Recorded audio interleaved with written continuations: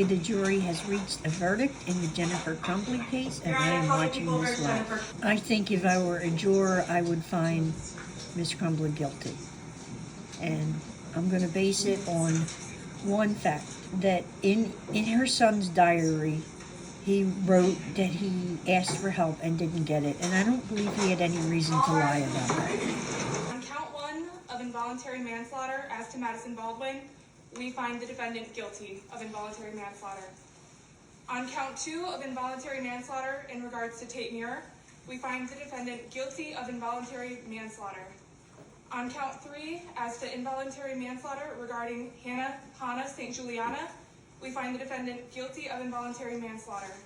And in count 4 of involuntary manslaughter against Justin Schilling, we find the defendant guilty of involuntary manslaughter. Hi everyone. My name is Sharon. I'm a licensed clinical social worker in the state of New Jersey.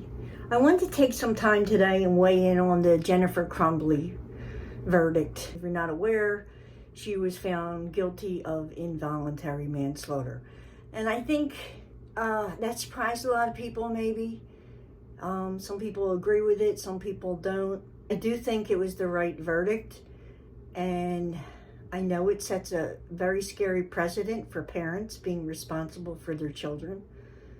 But the reason I believe that she was responsible was because her son had wrote in his journal that he did ask for help. And I don't know why he would make that up and lie. Why she didn't pay attention to it, I don't know. Maybe she thought it was no big deal. Maybe she was too involved with her own life. I don't know. But I think she did have an obligation to provide him with mental health treatment if he needed it, and especially not purchase him a gun after she knows that he apparently wrote in his journal that he had asked for help before and didn't get it. You know, if you're a parent and I guess worried, number one, if you have weapons, they need to be locked. They need to be locked away in a safe, and the code shouldn't be 000. Ammo should probably be locked away in a different place. And if your child comes to you and asks for help, I think you need to pay attention to him. This is a very sad case. Ethan Crumbley was very disturbed, but he knew it. He knew something was wrong with him and amiss, and he asked for help.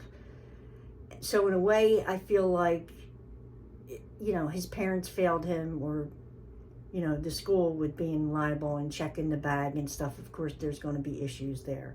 But the whole thing is, it's very, very sad. You know, you hear stories where people go out and do these horrendous acts, but you don't usually see it like the forethought where it's written in a journal and they're asking for help. And he was. At least that's what it said in his journal. So I think this situation could have been avoided. So I think there is a lesson for parents to learn, and that would be, take it serious. You may think the kid's just blowing something out of proportion or whatever, but I think you need to take it serious. And like I said, it's really, really a sad situation. The father goes on trial next month, and I would assume that that's going to be the same type of verdict. I don't know. I don't know anything about the law, so legally I don't know any of the implications for this.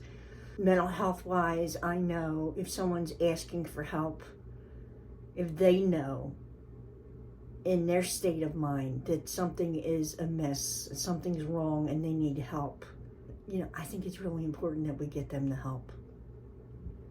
And you know, I followed this trial a little bit, and I was looking at Ethan Crumbley's trial, and you know, he admitted he was a bad person and killing birds, and he didn't blame anybody but himself. He said he was sorry. And the other thing that really struck me is one of the tapes I saw, I think it was when he was arrested I guess he was in the police department, and he was just crying and wailing out to God, saying, God, why didn't you stop it? Why didn't you stop it, God? Why didn't you stop it? Why didn't you stop it, God? Why didn't you stop it? Why didn't you stop it? You let it happen. Why? I'm sorry. I'm anyway, I know it's a controversial topic. Everyone has their own different opinions. Put below in the comments your thoughts on this, and be mindful of your kids and when they ask for help or whatever. It's not that difficult to get help for people. You know, there's crisis centers. It's easy enough to do. Like I said, it's sad. It's very, very sad. A lot of lives were ruined, and I'm not sure that they had to be.